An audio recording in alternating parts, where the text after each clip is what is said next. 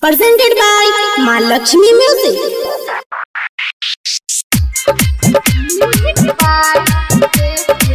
कलना बिनती कबूल है कबूल है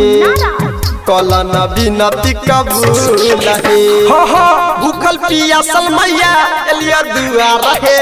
भूखल पियासल मैया एलिया दुआर है कहै छ बेटा मैया सुन ल पुकार है कहै छ बेटा मैया सुन ल पुकार है भेले कौन हमारा से भूल है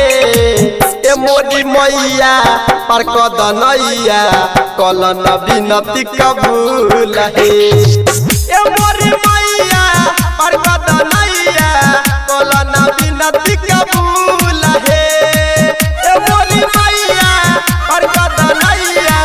कलना बिनती कबूल है भूखल पियासल मैया एलिया दुआर है कहै छ बेटा मैया सुन ल पुकार है भेले कौन हमारा से भूल है ए मोदी मैया पर कदनैया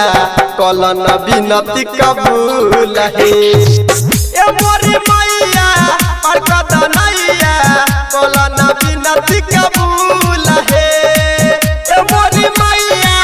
पर कदनैया कलना बिनती कबूल है Mahalakshmi Music. कलना बिनती कबूल है कबूल है कलना बिनती कबूल है कबूल है कलना बिनती कबूल है चुनरी से हो मंगलिया है कलसा मैया बैठलिया है मैया तोरे खातिर सुना है मैया 9 दिन में सहलिया है 9 दिन में सहलिया है पंडा बोले लिया पूजा कर लिया पंडा बोले लिया पूजा कर लिया और चढ़े बरहुल है ए मोदी मैया पर कदनैया कलना बिनती कबूल है ए मोदी मैया पर कदनैया कलना बिनती कबूल है ए मोदी मैया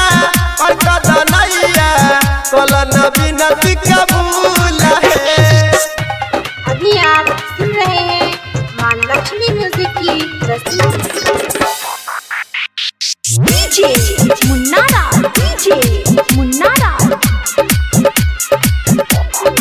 झिटकी बाजार मधुबनी झिटकी बाजार मधुबनी कहै है चंदू यादव की रखे ओहे चरण में रखसी रखे ओहे चरण में रखसी रखे राइटर गुड्डू बाबा लिए मैया रखो दही सीना चीर के रखो दही सीना चीर के